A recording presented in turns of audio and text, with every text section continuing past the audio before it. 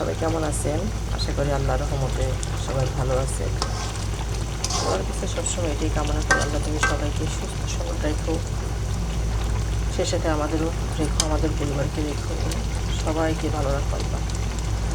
বিপদ আপদ থেকে রক্ষা করো সবাইকে আল্লাহ, হেদায়েত দান করো আমাদের সবাইকে, বিপদের হাত থেকে রক্ষা করো, আর আমাদের দেশকে রক্ষা করো রহমানের রাহিম।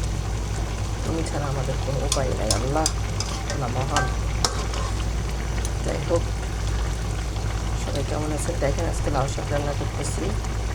লাউ শাক চিংড়ি মাছ দিয়ে, তারপর দিয়ে শোল মাছের 3-4টা জলও দিয়েছি, রসুন দিয়েছি 6-7টা।